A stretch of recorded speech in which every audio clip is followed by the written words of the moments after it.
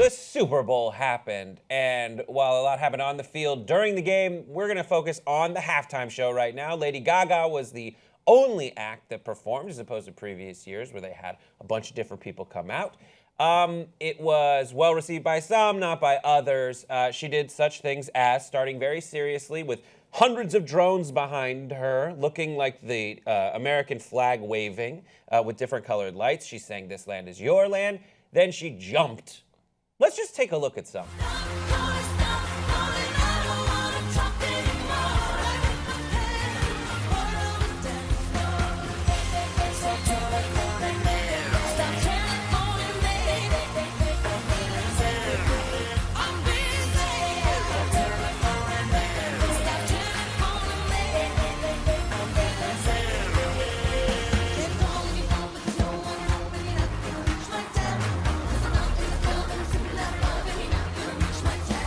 So a lot of it was just playing the hits, and she went through her entire canon, it seemed like. She sang things like Born This Way, and Telephone, Bad Romance, Just Dance.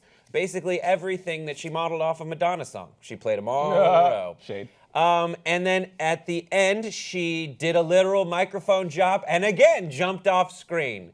It was very impressive from my perspective, but I want to know what you all thought. 5 words or less. Gaga had me gagging. Meh. More like good romance.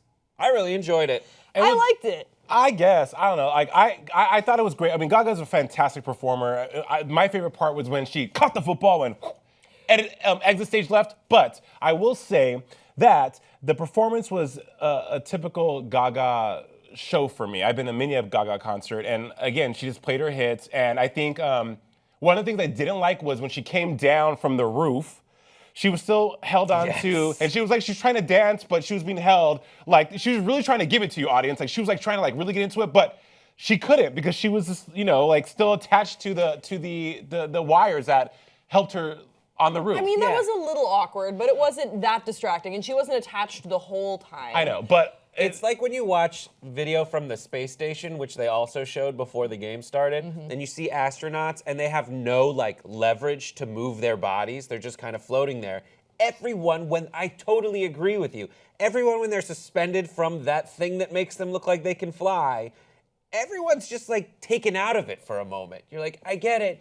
You're suspended, but right now you're just awkwardly dodging the cable. I think the way to do it is to fly, because her jumping and like her doing sort of like the swimming through the air was pretty cool, and then get out of that harness as soon as you can. But I like the flying effect. I like that it really felt like all the gay, fabulous theater kids sort of dropped into the Super Bowl and then dropped out. And especially when I was watching it with my friends, when she catches the football at the end, for a minute, my friend was like, was that a soccer ball? And I was like, wouldn't that be amazing if it was? Because you're asking a gay kid to be like, hey, grab the football. And like, oh, I'll get the football. And then just like toss it, and like, that's the end of the show. It's like a very real moment of like, I don't know.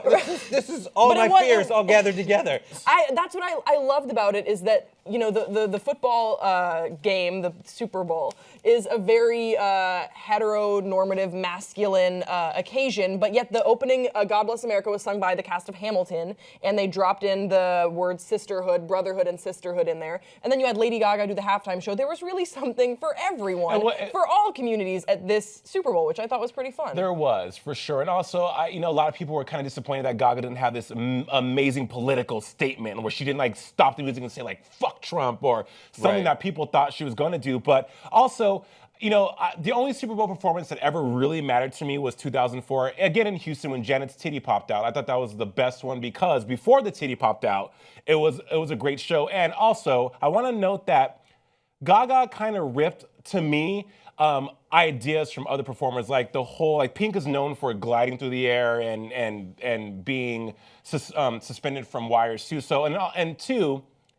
I don't know if you guys can get a picture of Janet's set, but it looks, Gaga's set, when she was standing when she first started, looks similar to Janet's set from 2004. You guys would probably hate me in the comments, but I don't know. They probably did their homework on things from the past. You can't deny how much Gaga has stolen from other people. I sat there with some friends who aren't really big Gaga fans, and they literally were like, isn't this Madonna? Like, is she doing a Madonna cover? Because it's the same melodies and the same chords as pretty much every Madonna song. You can't deny it. But that's the music, though. That's the music. I think the performance, there's just so much you can kind of do anyways. And I think it wasn't the kind of show-stopping awesomeness that I'd seen moments of. Like, for some reason, Bruno Mars I just thought was freaking amazing. Because he's amazing. Just such like Yeah. I actually agree with you, Ben. think that this was a better halftime show than last year's, just in sort of the totality of it. The scope was definitely big. Yeah, the scope was big. And also people have been saying that it wasn't that there wasn't a political message, and that they wish that there had been more of a political message. And I understand that there wasn't like a moment where she stopped the music and said something directly about the political atmosphere that we're living in. But she did say in her song "Born This Way," no matter gay, straight, or bi, lesbian, transgender life, like that's pretty bold to say. That's a political message. The song "Born This Way" is absolutely a very bold message and speaks up for a lot of oppressed communities that feel that they are being marginalized in the political scope that we're living in today. So I think that just by singing the song "Born This Way," she's already sending a message. And she did begin the performance with the land of the free. This land is my land. This land is your land. It's hard to imagine that that wasn't meant to sort of set some sort of a tone, especially since Hillary Clinton then retweeted that and was like, "Yo, this land, like, you get what she's saying, like, this land's for me and it's for you." Like, I don't think that's exactly what Hillary said. Well, that was a great New York accent. Go ahead, Brett. She was a senator from New York. That is my Hillary Clinton impression. It sounded very love Queen, my sounded very Queen impressions. Latifah, if you ask me. Well, there was a pregame interview that Lady Gaga did where she talked about, she kind of hinted at her approach to the whole thing.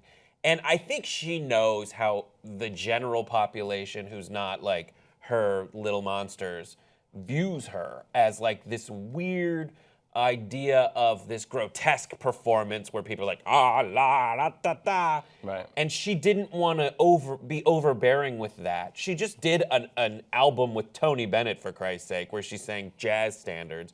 And I think she wanted to not scare people, but give them nothing to be frightened by. And she overtly did that. A lot of it was just general Janet-style dance numbers, like Michael Jackson, Janet Jackson-style dance numbers. And there was only one moment where everybody was clumped and kind of moving strangely. That kind of made me a little crazy. But Brett, you absolutely make some really good points. Also, you know, Gaga's evolved. When we talked about her first video from this album a couple months ago here on Pop, we were all enthralled with how good she looked, how she's embracing a more feminine look. And not saying that she wasn't feminine before, but come on, guys. Prior to the Gaga of now, she was a little out there. And in her Tiffany commercial, she talks about that too. You know, like, I'm artistic. I express myself in certain ways, and people thought I was this, and that. Yeah. But I think you talk about totality of the performance. I think you are right. The reason why the performance was well received is because she wasn't sharing the stage with anybody else. There was no Coldplay, Beyonce. It was her. And also, I think when she sat down at the piano and got away from the crowd, like she did on SNL back in 2009, what made me a Gaga star, when she showed us why she's so talented and why we love her, that's still the deal for me. So again, the drones, all the other histrionics that went on were a mystery because it's the Super Bowl. Of course, they're gonna have all these things at the Super Bowl, and it was to me, it was a very business as usual Super Bowl performance. I think that's a great approach to take, is just don't give them anything to work with. People still found weird stuff to work with, but it makes those folks look ridiculous. Like, there's all-right people who say it was a satanic ritual and break it down, but no, like a satanic ritual of what? Just sitting down and playing the piano and singing? I think that she probably loves that, though. If there are people being like it was a satanic ritual online, I think that Gaga's just like, yes. Like, yes, monsters. Yeah. So it was a great performance. I'm happy for her, and I think that she just announced her world tour off of sort of using the momentum from the Super Bowl performance, and if her world tour is anything like what we saw, I think it's going to be a really good show, just a solid show. She's a great performer. awesome. What do you guys think? Let us know in your comments below. Subscribe to this channel, and we'll see you next time on Pop Trigger.